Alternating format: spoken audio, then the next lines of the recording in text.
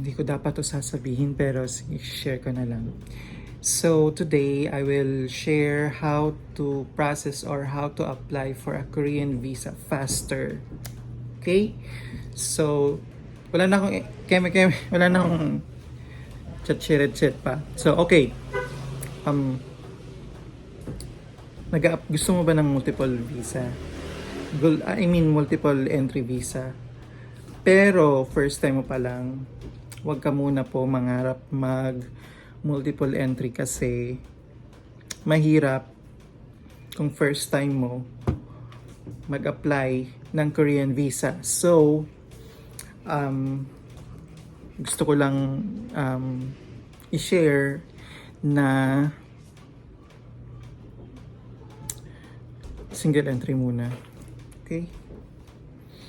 So, ayun.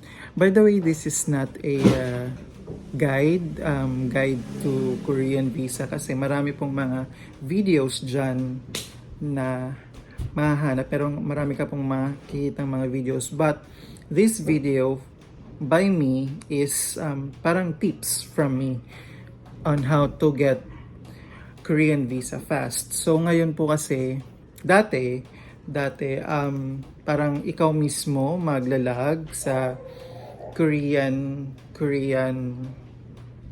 website tapos ikaw po mismo pupunta dun sa embassy nila sa Taguig.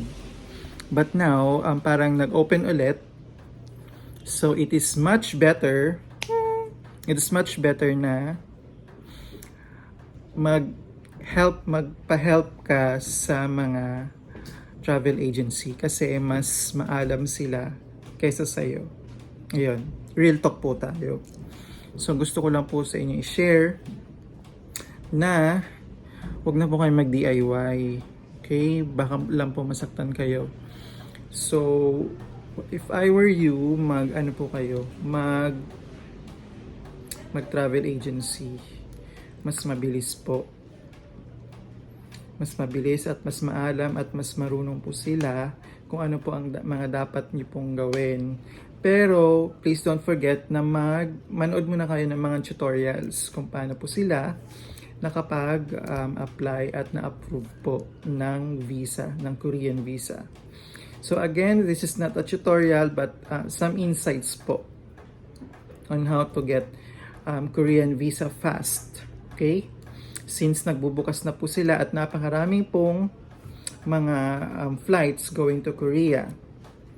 So, another question, kailangan nyo po ba mag-book agad?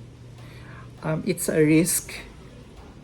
Kung mag-book po kayo agad ng plane ticket, it's a risk. Pero, medyo mataas po yung chance. May edge po kayo kasi nakalagay po doon yung return ticket nyo.